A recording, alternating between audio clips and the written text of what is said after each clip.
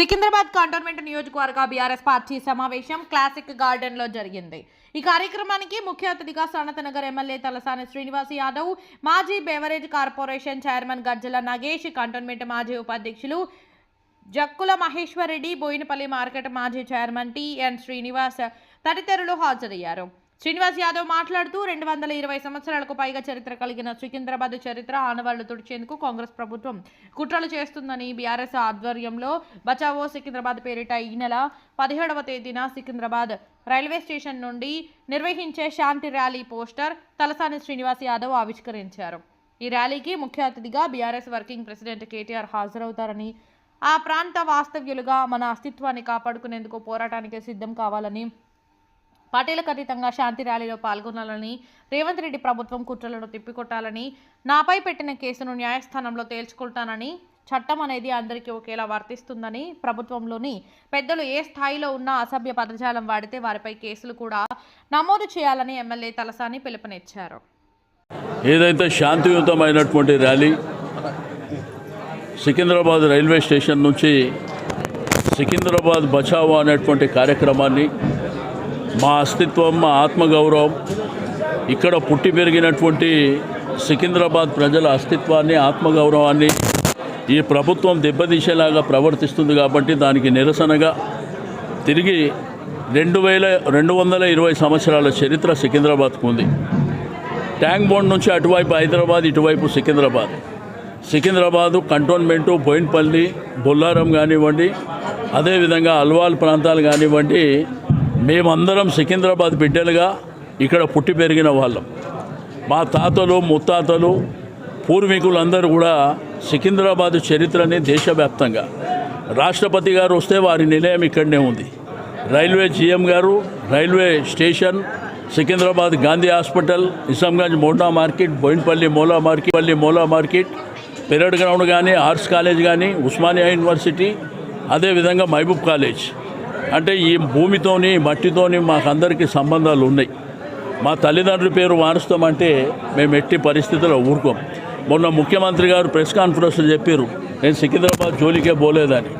ఇక్కడ ఏదైతే cantonment office ఉందో దాని పక్కన నార్త్ జోన్ డీసీపీ ఆఫీస్ని మల్కాజిగిరికి ఇచ్చేసారు. Begumpet police station Malkajgiri, Monda market police station Malkajgiri, ఇట్లా అన్ని పోలీస్ స్టేషన్లలో ఆల్రెడీ వాళ్ళు వచ్చి వర్క్ చేస్తూ మా అస్తిత్వం మీద దెబ్బ కొడుతూ. కాబట్టి సికింద్రాబాద్ని యథావిధిగా ఇప్పుడు బోయిన్పల్లిలోనో, మోండా మార్కెట్లోనో, సికింద్రాబాద్ ప్రాంతంలో మల్కాజిగిరి అని బోర్డు పెడితే మా పరిస్థితి ఏంది? మా అస్తిత్వం ఎక్కడ? మా ఆత్మగౌరవం ఎక్కడ? కాబట్టి సికింద్రాబాద్ ప్రజలు ఎవ్వరు కూడా ఇది సహించరు.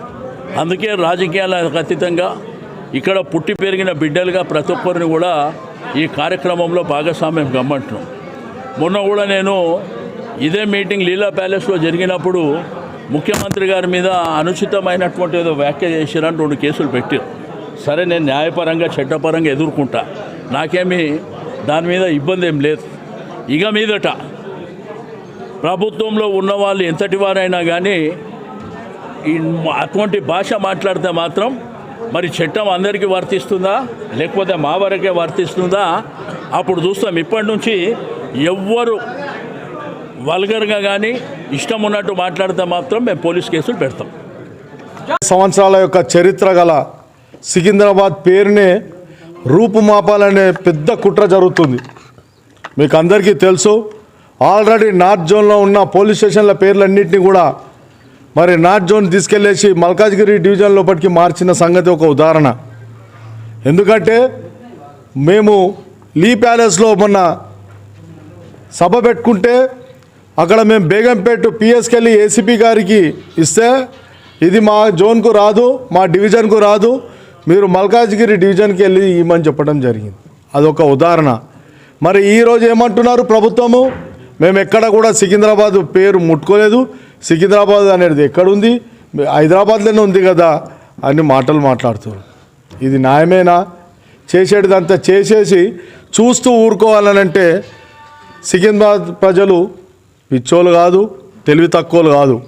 మా అస్తిత్వాన్ని కాపాడుకోవటానికి, మా ఉనికిని కాపాడటానికి మా ఆత్మగౌరవాన్ని కాపాడుకోవటానికి ఈరోజు సికింద్రాబాద్లో ఉన్న అన్ని వర్గాలు కూడా రాజకీయ పార్టీలకు అతీతంగా, కులాలకు అతీతంగా, వర్గాలకు అతీతంగా, మతాలకు అతీతంగా ఈరోజు తలసాని శ్రీనివాస్ యాదవ్ గారు, మరి అందరికంటే ముందుగా అదేవిధంగా పద్మారావు గౌడ్ గారు, మరి అందరికంటే ముందుగా మరి ముందుకు ఈ యొక్క నినాదాన్ని తీసుకెళ్ళి మా సికింద్రాబాద్ పేరు మార్చే వరకు, మాది తిరిగి మల్కాజ్గిరి నుండి సికింద్రాబాద్ పేరుని తీసుకొచ్చే వరకు మేము ఊరుకుంటామని చెప్పేసి, మాకు ప్రత్యేకమైన మున్సిపల్ కార్పొరేషన్ ఏర్పాటు చేయాలనే ప్రధానమైన డిమాండ్తో, లష్కర్ జిల్లాను ఏర్పాటు చేయాలని ప్రధానమైన డిమాండ్తో ఈరోజు మా కంటోన్మెంట్ నియోజకవర్గ సలహా సమావేశము రేపు జరగబోయే 17వ